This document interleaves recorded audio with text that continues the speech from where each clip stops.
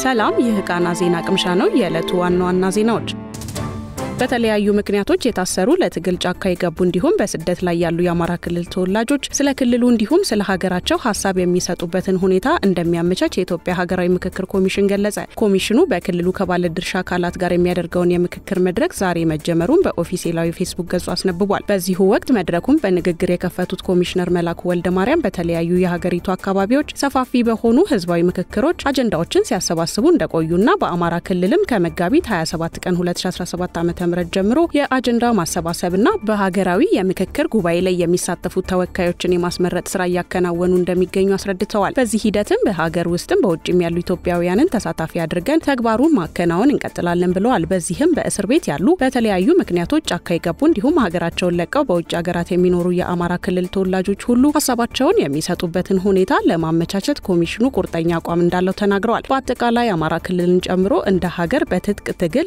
በእስርና በስደት የሚገኙ ዜጎች ብቸኛና አዋጭ በሆነው የምክክር ሂደት እንዲሳተፉ ምቹ ሁኔታዎችን ለመፍጠር ኮሚሽኑ ጥረቱን አጠናክሮ ይቀጥላል ሲሉ ማክለዋል። ኮሚሽነር ዶክተር ዮናስ አዳዬ በበኩላቸው ምክክር እውነትን የማፈላለግ ሂደት ነው ያሉ ሲሆን እውነት በጠብ በግጭት በጠመንጃ ሳይሆን በምክክር ብቻ ነው ተፈልጋው የምትገኘው ሲሉ አጽንኦት ሰጥተዋል። ዛሬ የተጀመረው የአማራ ክልል የባለድርሻ አካላት የምክክር መድረክ እስከ መጪው ቅዳሜ የሚቀጥል ሲሆን በሂደቱ ከ2000 በላይ የባለድርሻ አካላት ወኪሎች መሳተፍ እንደጀመሩ ተናግረዋል። ኮሚሽኑ ካለፈው ቅዳሜ ጀምሮ ለተከታታይ 4 ቀናት ያካሄደው የአጀንዳ ማሰባሰብ የምክክር መድረክ አስመልክቶ ሰጥቶት በነበረው መግለጫ ታጥቀው የሚንቀሳቀሱ አካላት ካሉበት ቦታ ሆነው አጀንዳዎቻቸውን ቢልኩ ኮሚሽኑ ለመቀበል በሩ ክፍት እንደሆነ አስታውቆ ነበር።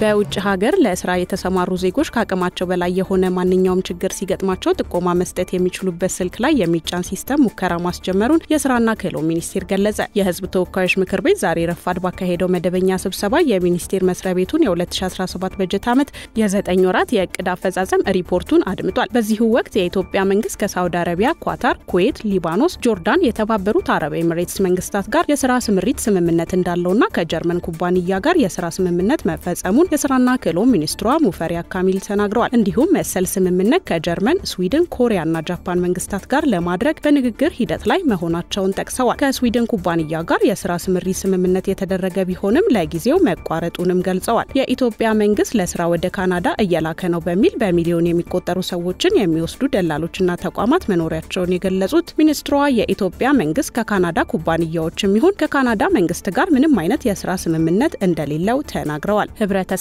ስራውን በፍጥነት ለማግኘት ሲል ከህግ ውጪ ሆነው ለሚሰሩ ደላሎች ያላግባብ የሚጠየቀውን ክፍያ ከመክፈል እንዲቆጠብና ደህንነታቸው ያልተረጋገጠባቸው ሀገራት ከመሄድ በመታቀብ ራሱን መከላከል አለበት ብለዋል። ሚኒስቴር መስሪያ ቤቱ ሰራተኞችን ወደ ውጭ ሀገራት በሚልክበት ጊዜ የጤና ምርመራን ጨምሮ የትራንስፖርት ወጪ አሰሪዎቻቸው እንደሚሸፍኑ የገለጹት ሚኒስትሯ ሰራተኞች ለሚያገኙት አገልግሎት ምንም አይነት ክፍያ እንደማያስከፍልም ህብረተሰቡ እንዲገነዘብ አሳስበዋል። ባለፉት 9 ወራት ወደ ውጭ ሀገር ለስራ ከተላኩ ዜጎች $472.5 ሚሊዮን ወደ ሀገር እንዲገባ ታስቦ በመላው ሀገሪቱ በሚገኙ 943 ኤጀንሲዎች አማካኝነት ወደ ውጭ ከሄዱ ዜጎች ወደ ሀገር ማስገባት የተቻለው የውጭ ምንዛሬ $113.4 ሚሊዮን እንደሆነና ይህም የእቅዱን 24% ብቻ መሆኑን ተናግረዋል። በዚሁ ወቅት በውጭ ሀገር ስራ የተሰማሩ ዜጎች ደህንነትን ከመጠበቅ አንጻር ሚኒስቴር መስሪያ ቤቱ እየሰራ የሚገኘውን ስራ በሚመለከት ማብራሪያ እንዲሰጥ ከምክር ቤቱ ጥያቄ ቀርቧል። ለጥያቄው ምላሽ የሰጡት ሚኒስትሯ በ1000 ሰዎች ላይ በሙከራ ደረጃ የተጀመረና አንዴ መጫን ብቻ የሚፈልግ ሲስተም ከስልክ ላይ የማገናኘት ስራ መሰራቱን የገለጹ ሲሆን ሲስተሙ ሰራተኞቹ ከአቅማቸው በላይ የሆነ ማንኛውም ችግር ሲገጥማቸው ጥቆማ መስጠት የሚችል መሆኑን ጠቁመዋል።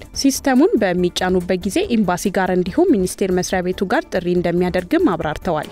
በጅቡቲ የኢትዮጵያ አምባሳደር የነበሩ ብርሃኑ ጸጋዬ በውጭ ጉዳይ ሚኒስቴር የሀብት ማኔጅመንትና አገልግሎት ዘርፍ ሚኒስትር ዴኤታ ሆነው ተሾሙ። አምባሳደር ብርሃኑ ከ2012 ዓ.ም ጀምሮ በጅቡቲ የኢትዮጵያ ባለሙሉ ስልጣን አምባሳደር የነበሩ ሲሆን ከዚህ አስቀድሞ የፌዴራል ጠቅላይ አቃቢ ሕግ ሆነው ማገልገላቸው ይታወሳል። በተመሳሳይ በአውስትራሊያ የኢትዮጵያ አምባሳደር በመሆን ሲያገለግሉ የነበሩት ሀደራ አበራ በሚኒስቴር መስሪያ ቤቱ የፖለቲካና የኢኮኖሚ ዘርፍ ሚኒስትር ዴኤታ ሆነው ተሾመዋል። በጠቅላይ ሚኒስትር አብይ አህመድ የተሾሙት ሁለቱ የስራ ኃላፊዎች ዛሬ ከሚኒስቴር መስሪያ ቤቱ አመራሮች አመራሮችና ሰራተኞች ጋር ትውውቅ ማድረጋቸውን ተቋሙ በፌስቡክ ገጹ ባወጣው መግለጫ ጠቁሟል።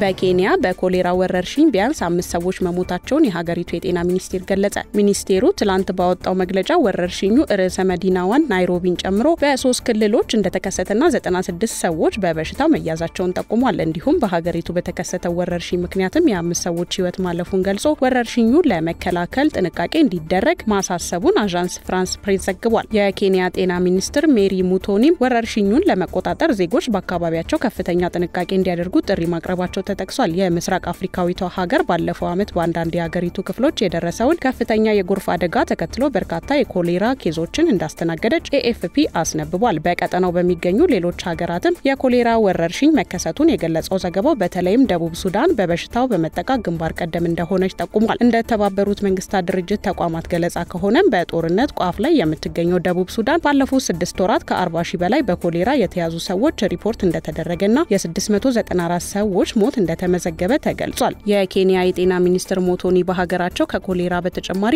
ሊሽማኒያሲስ ወይም በተለምዶ አጠራር ካላዛር ተብሎ የሚታወቀውን በሽታ መከሰቱንም ተናግረዋል። በዚህም በሀገሪቱ ከ1000 የሚልቁ ሰዎች በካላዛር በሽታ መያዛቸውንና 33 ሰዎች መሞታቸውን አክለው ገልጸዋል። በአሸዋ ዝንብ ንክሻ የሚተላለፈውና እንደ ወባ አይነት ባህሪ ያለው ካላዛር የደም ሴሎችን በመጉዳት ኢንፌክሽን በመፍጠርና በማድማት ሰዎችን ለሞት የሚዳርግ በሽታ ነው።